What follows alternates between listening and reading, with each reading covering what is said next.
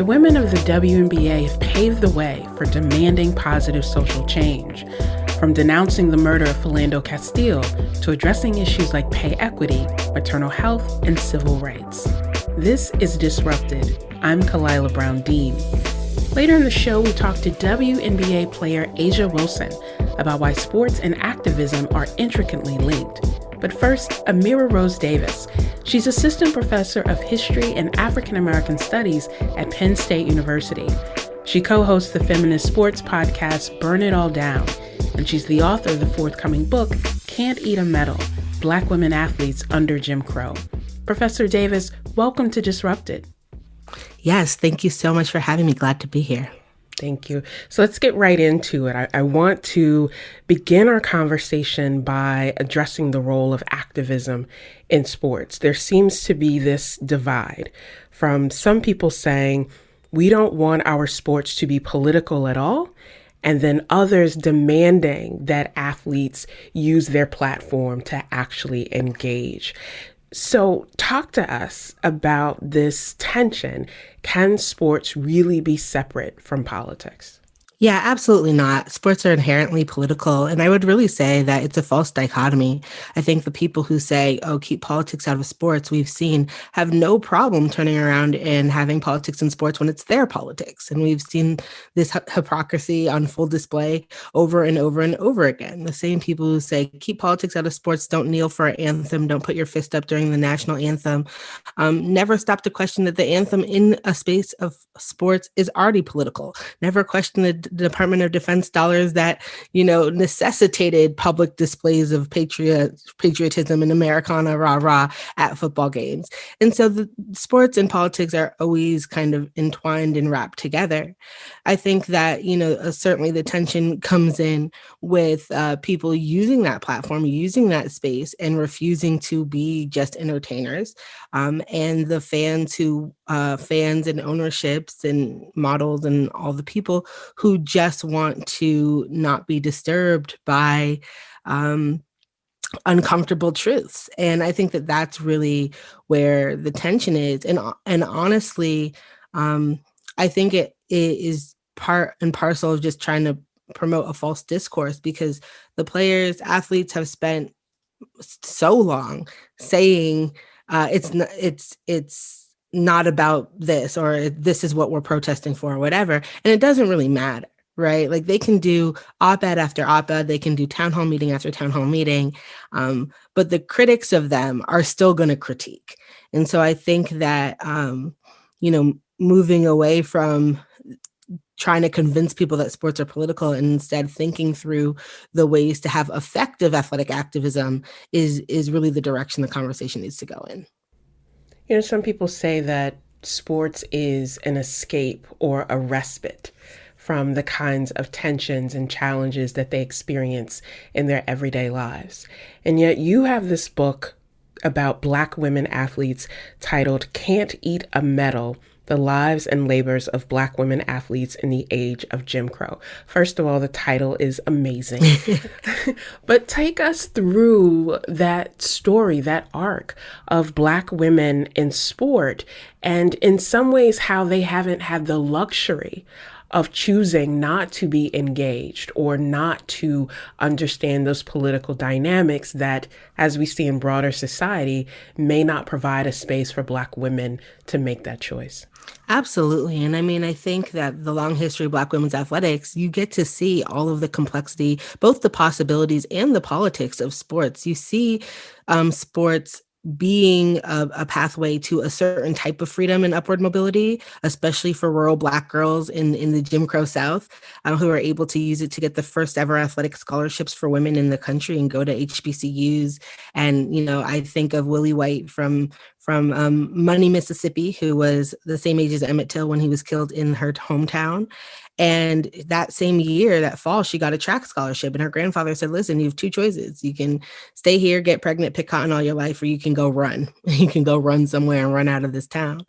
And so I think that in some ways it has been an area for Black girls and Black women to find a piece of themselves or find certain pathways, but they have had to claw for every step that they've taken on that road. They've had to, especially as we move into the modern era, they've had to demand and insist on resources and equity in sports and equal pay and just the right to exist as professional athletes, as college athletes in youth sports. Up and down the board, it has been a grind for mere sporting existence. And then at the same time, one of the things, and where the title of my book comes from, is that these Black women are always like, well, you can use me symbolically, right, for all of this escapism or goodwill or whatever, but that doesn't really translate into my actual freedom or material benefits. And so Jesse Owens said the line, "I can't eat a medal." Wilma Rudolph echoed it, right? It's like, okay, this is not going to actually feed me. It's not going to give me a job. It's not going to keep me safe from police brutality. Like that, there's limits to this. Althea Gibson echoed the same sentiment when she's like, listen, they call me the queen of the court, but you can't eat a crown. And so part of the story that I wanted to document and tell was these possibilities and the politics of their athletic participation, the use of their symbolic representation, and the material reality. And it might not be a feel-good tale. It's not going to be the tales that you hear in children's books, which are a particular vessel for telling stories of Black people in sports, but particularly Black women. There's a disproportionate number of children's books about Black women athletes that, in 20 pages allows them to overcome sexism and racism and do this kind of fairy tale dream rhetoric story that never really considers or takes up their lives after that moment, which sees them existing as Black women in America, where they have to demand space, they have to combat erasure, they have to combat stereotypes, and they have to, grind for everything that they don't get and really deserve. So let's talk about that grind and how difficult that grind is for Black women as athletes, because the mention of the material aspect of that, I remember when Naomi Osaka and Serena Williams were playing against each other, and it almost felt like there was no win because they were pitted against each other, not as athletes, but as Black women. And to see the tears for Naomi of, this is someone that I grew up wanting to emulate. And can we be in this moment without people attaching the stereotypes about, whether Serena was too aggressive? Is she too angry? Does she intimidate people? And still being able to rise to the top of their sport. And yet what we also know from your work and from others is that even Black women who excel to the heights of their sports still don't make as much money as their male counterparts. So talk to us through that, of how they are demanding, and it's why I think the title is so important, I Can't Eat a Medal, and how we still impose these sorts of distinctions when it comes to what we think people's talent is worth.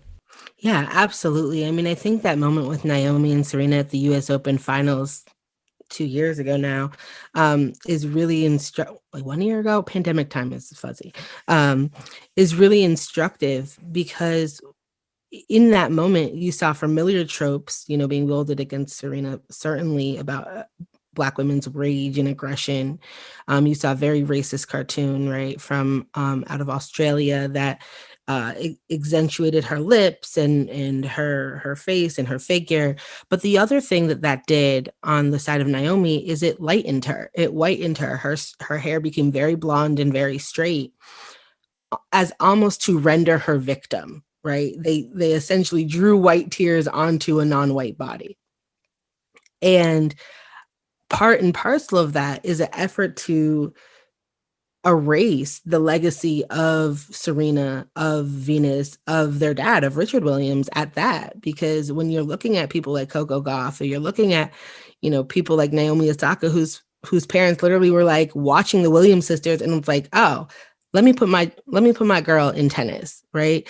And you'll see just a few months ago there was a running commentary during the US Open where it was like, look at the legacy of all of these players, and then did not include Serena in this, despite the fact that we can see how her and Venus have changed the game on and off the court. Venus's fight for equity and equal pay at Wimbledon has created the structure within tennis that does allow for women to make as much as their male counterparts. And that was Venus at the head of that movement.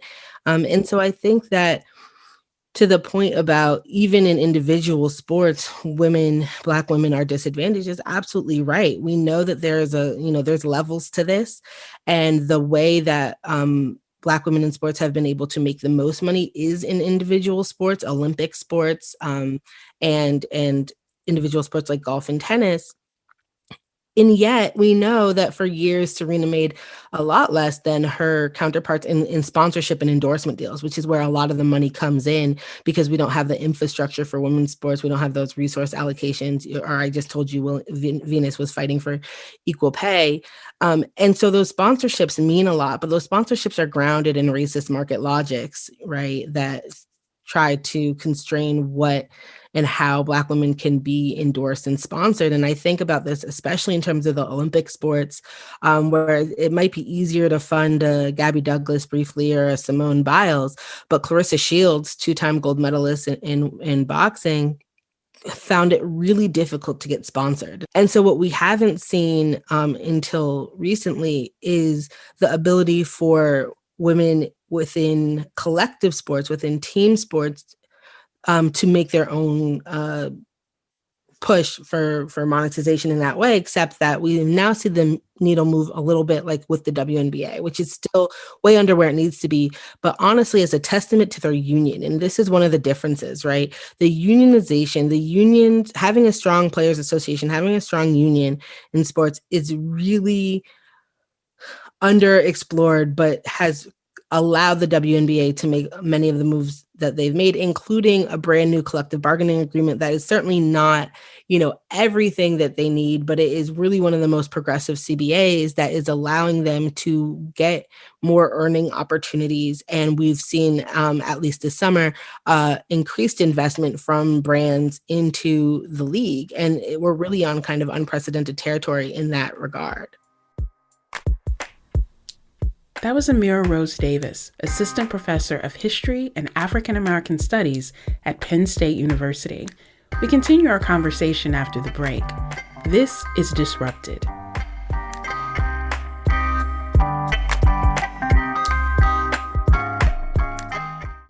Welcome back to Disrupted. I'm Kalila Brown Dean.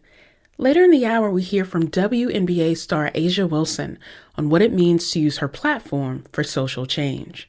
But now we're back with Amira Rose Davis, Assistant Professor of History and African American Studies at Penn State University. She's also co-host of the feminist sports podcast, Burn It All Down. I asked Professor Davis about all the corporate sponsorship that's flooded in and how they've moved from punishing athletes for speaking out to now encouraging it. But what's actually being done to invest in change, and what's different about the influence of players in this moment? Here's Amira Rose Davis. I think that what we have seen the past few months, the summer of 2020, the intersection of COVID, of the movement for Black lives, of pandemic sports returning, has really created a new environment for which athletic activism can thrive. And so if we think about the history of athletic activism, Dr. Harry Edwards talks about it in waves. And this is what he considers the fourth wave. I see it as, I agree with that, but I think that perhaps the other way to think about it is athletes, like many of us, consider themselves part of the Trayvon generation, right? There's the Miami Heat donned hoodies after Trayvon's murder, and it really was where I go back to look at what the growth has been over the years. But even considering that, we can look at 2016, right? And we can look at the work that the WNBA was doing months before Colin Kaepernick took a knee, where they were wearing protest shirts, They were taking over press conferences and refusing to answer questions unless it had to do with police brutality. These actions were really below the radar. And in fact, the league tried to fine them. They tried to fine them $500 for every protest shirt they wore. And the players did not back down. The players were refusing to do this. I just had a panel on Black women's athletic activism with that included Tina Charles, WNBA legend. And she was very vocal 4 years ago to say, hey, you have all this energy for breast cancer awareness. You have all this energy for Pride, which we support and believe. We have all this energy for, these programs, but not for police brutality, not to talk about systemic racism. And the players really pushed the W. And you see that evolving. The next season, the WNBA announced a Take a Seat, Take a Stand initiative where proceeds for every ticket sale went to one of their 5 partner organizations. Those partner organizations were not, Planned Parenthood was one of them, right? They weren't afraid of controversy, but none of them specifically addressed the needs of Black women or their concerns around police brutality or, anything like that. And so you could see that it was really this dance of like, how much can we give without jumping all in? And I think on the other side, again, 4 years ago is when Colin Kaepernick took a knee. And at that point, that was really disruptive in terms of the way it spread, but also the reaction to it. Now you fast forward, as you mentioned, these brands are saying Black Lives Matter. One of the things that happened is sporting institutions also jumped on that bandwagon. So it creates another safety net for athletes who might have been precarious or who were hesitant to speak out, who weren't as in a position to do as much. But that symbolic gesture of kneeling has even been a bit watered down because you have owners kneeling, right? You have it appropriated in this sense. And I think that that's really important to watch the evolution of the W on this because the players have forced the league into action and they have. On the other side of things, what you see is this kind of gap between performative gestures where the conversation about why do we even need pandemic sports? Like, what are we doing here? The leagues were like, what do we need to do to still get them into the bubble or into the wobble or back to the field, right? So saying, hey, wear vote on your shirt or paint your courts that say Black Lives Matter or do this or do that was a gesture. What the WNBA did and why, I believe that they have laid such a blueprint for this is they collectively decided to dedicate the season to say her name and specifically to Breonna Taylor. And it came with action. They saw Black women who were victims of state-sanctioned violence and police brutality as erased from the dominant narrative about this moment.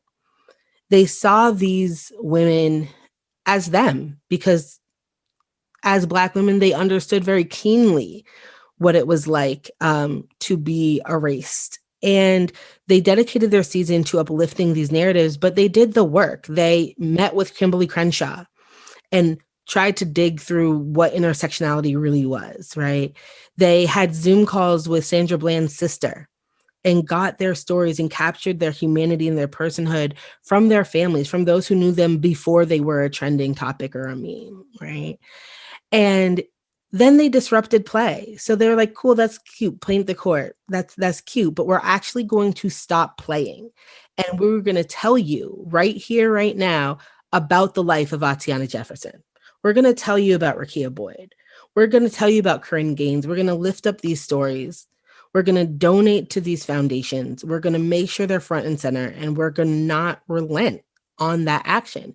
And then moreover, you saw as they moved into, electoral politics, when Kelly Loeffler, co-owner of The Dream, tried to publicly use them as, political props and prove that she could discipline this like Black queer league that she was involved in. Instead of going back and forth with her, which they saw was to her benefit, she was rising in the polls every time she did that. They were like, let's vet her opponents. Let's find who does amplify our values and endorse them. And they took this vote a step further because they're like, voting is actually not harm mitigation if you're voting for somebody that's harmful. And so they wore not shirts that just said vote, but specifically vote Warnock, right? They have brought a lot of publicity to his campaign. And then you see the Seattle Storm fully endorsing a presidential candidate as as an entity. And I think that these things are really unprecedented when we think about decisive action and how it's done. And I think that we can see the gaps in the other areas when the NBA, after the very brief Wildcat strike, um, was like, okay, out of this, we're going to have a social justice council, which the W already had. Or they say, okay, we're going to use these places as voting centers, these arenas. A lot of those fell through. Or they announced new partnerships, like the Miami Heat announced a partnership with Miami-Dade County PD to invest in de-escalation training, which is just giving more money to a police department that already has a budget of over $800,000. And I think that those things are not quite in line with what the asks of the players were, in the way that the W, because of their really strong union and their collective action, have been able to push the league beyond these performative gestures and insist that there is a next step. So we've just come through an incredibly contentious election. We are in the middle of ongoing questions about how long this pandemic will last, what different aspects of our lives will look like as we go through it. And as you said, this question about pandemic sports and what comes next. But what you've just done is highlighted the sense of power and agency of these women athletes who said, you don't get to define me. I define not just myself, but really collectively this platform. Are you hopeful that this awakening of others that has been centered on the long labor and commitment of Black women athletes will be this catalyst for change? Am I hopeful? I am. I find hope in their actions, right? I find hope in grassroots activism. I find hope in people in the streets. I find hope in the people, right? I'm under no disillusion that these structures that we're fighting against and that they're fighting against or whatever are just going to yield, right? Like, I see many of these gains when we see leagues say, when the NFL is like, great, we're going to end racism in the end zone. Like, okay, that solved it, thanks. But when that happens, I really see it as this sense of like, how much can we give with that while we're protecting all of the rest of the assets and equity and resources and stuff like that. So I tend to look at a lot of that cynically, but what gives me hope are the ones who are unrelenting. And the WNBA, I wrote about this in a piece for Bitch Media about refusal, coming off the heels of the Wildcat strike, when people returned to play and there was a conversation. It's like, okay, well, did that mean anything then? And part of what I wanted to highlight is that the WNBA's playing is also a sense of refusal, in that they refuse to disappear. They refuse to go away. They refuse to shut up. They refuse to cede any ground that they stand on. And I think that, to me, there is a certain hope within their audacity. There's that, just realized I inverted the audacity of hope. But it's true, right? When you see somebody say, hey, I'm not here to just be inspiration porn for young girls that you are trying to be like, this is women and whatever. When you have people like Courtney Williams saying, no, like, this is me, I am a Black woman, right? When you have Laisha Clarendon saying, I'm non-binary. When you have people, women in the WNBA saying, like, this is who we are unapologetically, and we are going to do our job. We're going to demand equity in it. We are going to reach out because we know that we don't have all the answers. So we're going to reach out to activists. We're going to reach out to politicians. We're going to, reach out and run our own foundations. We're going to have players who say, I'm not going to play. I think it's a distraction. I'm going to go work on criminal justice reform. I'm going to go work on social justice in the cities, and gun violence prevention. I'm going to do that. And you have the collective of the league saying, we got you. We see that as an extension of us, and not this kind of feeling like, oh, you're distracting, you're not committed to the game. And I think that they're making space for that model of collective athletic activism. And it's really in the collective, because individuals have we see that individuals can be certainly disruptive, but we also see the precarity of that disruption. We see that with Colin. We've seen that with Eric Reed. We've seen that with unknown people who've gotten cut that we even lose sight of. But the power of the collective, I think, was what was on display this summer. And I think that that's the energy going forward. And I think that that is the energy that gives me anything approximate to hope. And I would be remiss if I didn't say that their visibility, their increased visibility, contributes to that. In a time where, to take it full circle and go back to your first question, critics who look at like the low numbers of the NBA and say, oh, go woke, you go broke, and this is what happens. Well, first of all, obviously lies, damn lies, and statistics.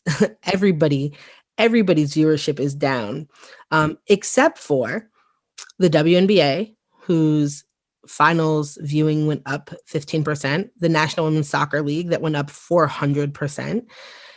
Because all of a sudden you can access and see their games, and not even all of them. They weren't even on like good channels, and they still had that type of growth. And so that is also something to behold, is that the WNBA and the Black women, especially within the WNBA and the white allies in the league, have not only said, this is who we are, and we are unapologetic about who we are, and we're pushing forward with that, and made their league get behind them, so that from 4 years to now, you have actually league imperatives aligned with this. But they told sponsors the same thing. Like, we're not going to shrink it and pink it. We're not going to all have long ponytails. We're not going to do this. And sponsors have now fallen in line, and they have made brands come to them on their terms and increase their platform. And that is certainly a sight to behold. And I didn't think that would happen. So if that can happen, then I do have a lot of hope with them leading the way. Amira Rose Davis is Assistant Professor of History and African American Studies at Penn State University. She co-hosts the feminist sports podcast Burn It All Down and is author of the forthcoming book, Can't Eat a Medal: The Lives and Labors of Black Women Athletes in the Age of Jim Crow. Amira, thank you so much for joining us today. Yeah, thank y'all for having me. Coming up, WNBA star A'ja Wilson talks about using her platform for justice. I'm Kalila Brown Dean. This is Disrupted.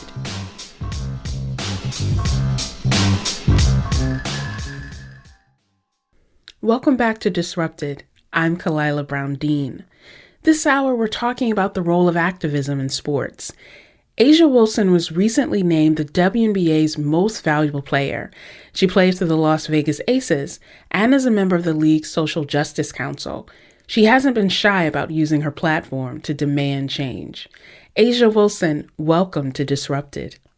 Thank you so much for having me. Now, you have distinguished yourself as a formidable athlete since your time at South Carolina, but you were also a #1 draft pick in 2018, and now just 2 years later, you're now the league's MVP. But all this work that you do on the court is matched by the work that you're doing off the court and through the league with social justice.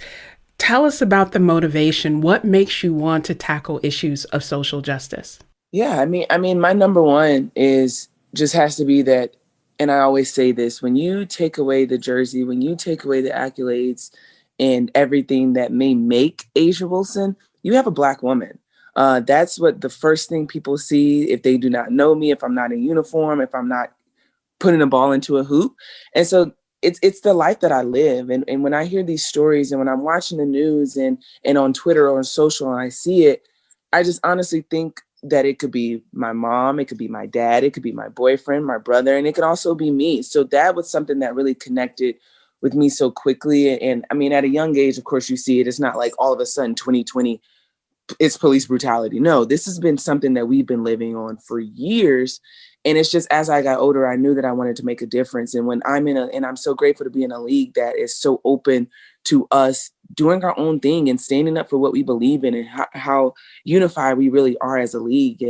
And when you have a league like that, you just, it gives you that comfort that you can push and use your platform in a better way than what you're using is just playing on ESPN, but letting things be known. And that's something that's key. That's the reason why I wanted to be on the Social Justice Council, is just to help, use our platform in a positive way and to bring light to things that people brush underneath the rug or just turn the other cheek to. One of the things about this year that has been so important is, as you mentioned, this isn't new. These challenges, these issues, the deep-seated inequality did not happen just because of 2020. But for Yes. some people, they're suddenly waking up to that reality that, as you mentioned, has been the lived experience. Was it something about growing up in South Carolina that made you aware of these issues in a different way that you can now carry with you as a player in the league? Or was it just sort of an overall awareness of struggle in the United States? I think it's a mixture of both. I have to credit my parents. They went out on a limb, I guess you could say, and they sent me to private school where it was only maybe 10% black, and if that, it's maybe like 3% uh, female black women and black girls, and so they really kind of then. And I went to my private school for first through 12th grade. Like I loved it, and I'm not going to take away from it. It really helped mold me into the person I am today. But I think doing that opened up my eyes to a lot of different things that I probably wouldn't have never noticed growing up. Like I had the whole, no, I had friends that were white and I maybe couldn't go over to their house because I was black. I experienced that, like we all probably have.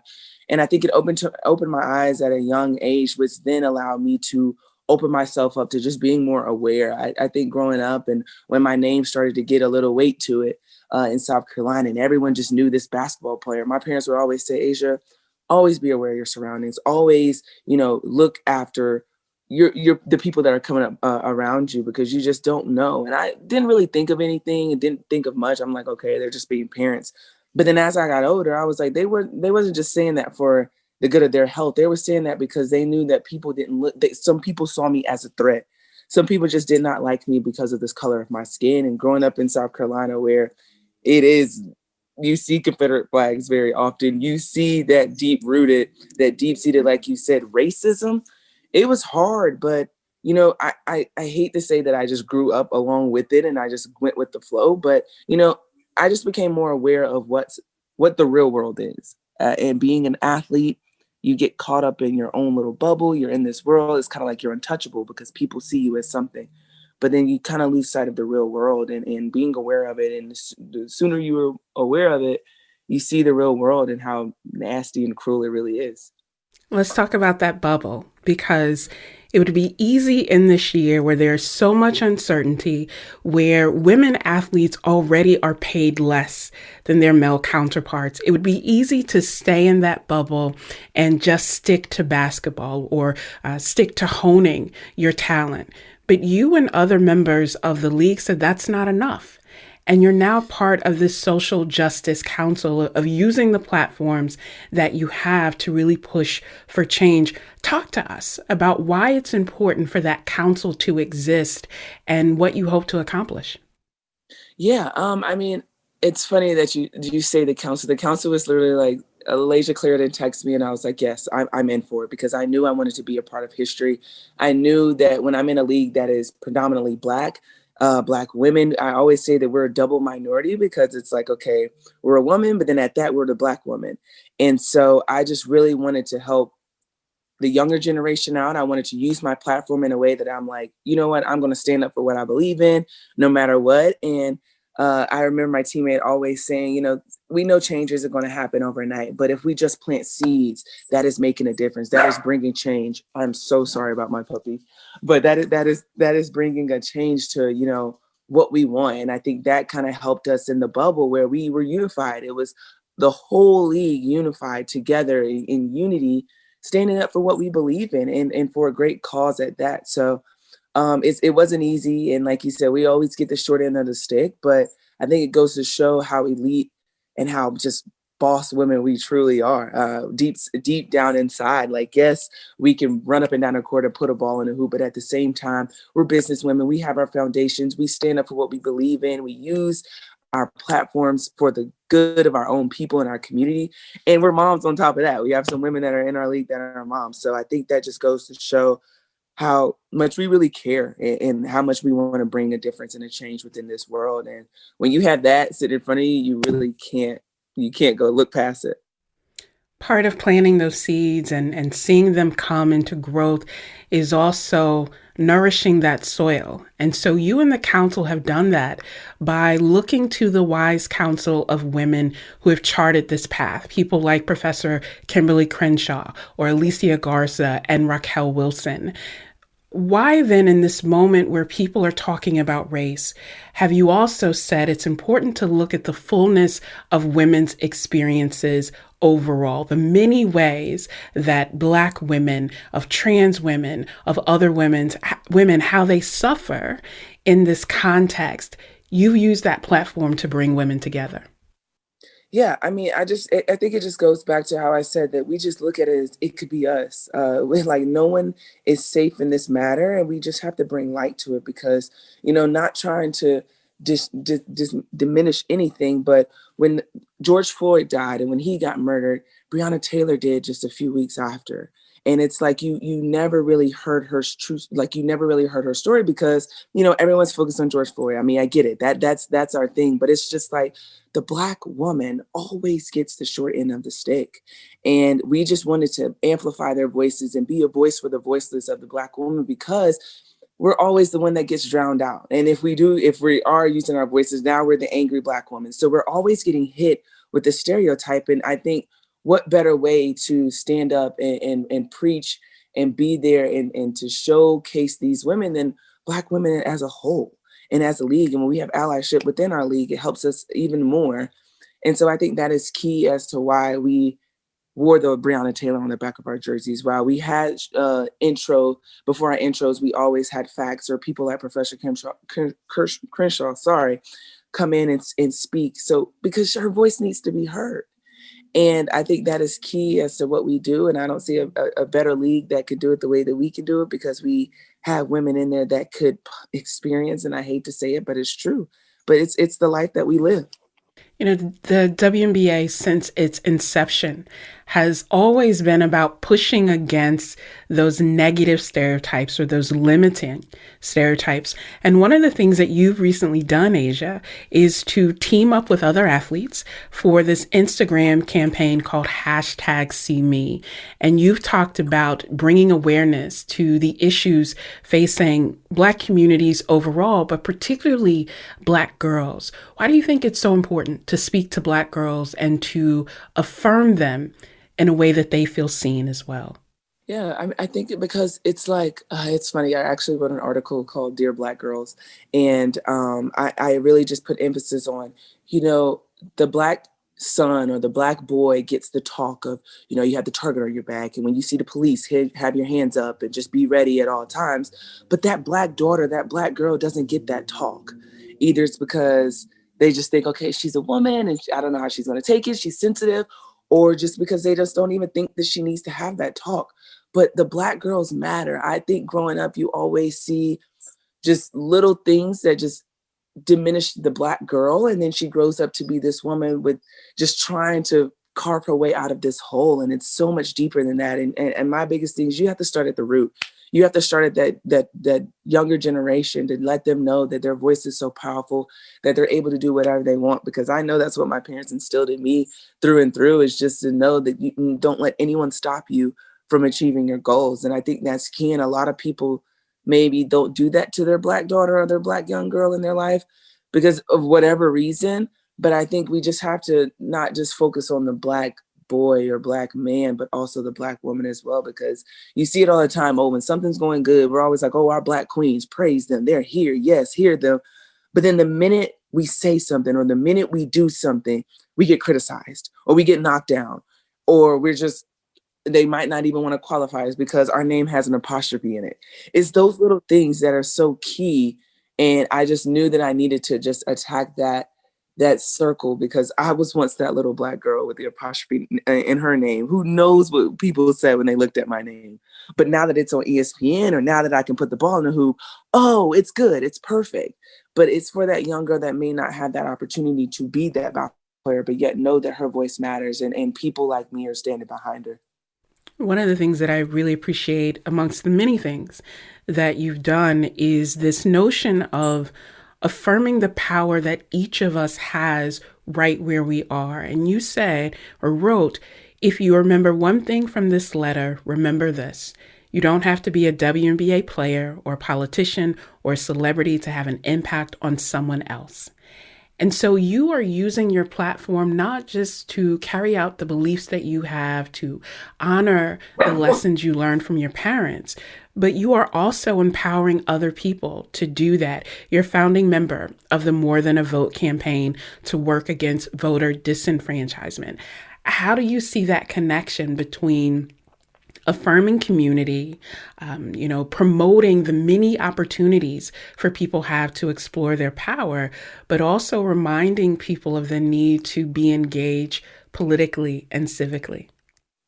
Yeah, I mean, I think it all has the connection of just being just a good human. I think at the end of the day, it's nothing that we're overlooking, or it's nothing too big, it's nothing too small, but it's just being a good human all around. I'm not saying the world is perfect and it's going to be perfect if we act this certain way, but I guess I just want to say, like, put yourself in someone else's shoes. Put yourself as to living with someone that has nothing and still have to supply for their family and still have to please their children, and little things like that. And I think it's key. Once we start channeling our minds in a way that's like you feel sorry for someone and you just wish them the best and you hope the best for them. But then you put yourself in their shoes and it's like, okay, now how do you feel? Do you think you'll be able to live like would a Black man be able to live like a white man, or vice versa? Those little things, like, put yourself in someone else's shoes, view their community in a way, and then help in that way. And I think the biggest thing is knowing that you don't have to be a celebrity to just make a difference. I think people kind of think, oh, they have the money to fund this and give this away and start this, but it doesn't even have to be like that. It starts at the baseline level, and just connecting and just researching and connecting within your community and having those hard talks that may bring those goosebumps or raise hairs on your arms, like those chilling stories that we hear that needs to be said and needs to be heard. I think that is key. So I think that's all the connection of just being a human. Look past the fact of just money or just what you're into or how you're raised, but put yourself in someone else's shoes and think, okay, now would I be able to live like that? And then you'll see that people live like that every single day, and they still make things meet. This has been a difficult year. We are dealing with dual pandemics of COVID-19, of, racial violence and racial tension. And all of that can take its toll, especially for people who live outside of themselves, to be aware, as you mentioned, of others who are struggling and facing challenge. And you have been very candid about the emotional toll that all of this can take on people. Asia, how do we break that stigma around mental wellness, particularly within Black communities, where there's often this idea that you can just pray it away? Why do we need to talk about this now? I think because it's real. I think if you haven't seen it before 2020, you see it, you felt it, you've seen it now. And I think that's the biggest thing, is like, the more you see it, the more it breaks the stigma, because then it'll be normalized. Like, you will see it more, you'll hear it more.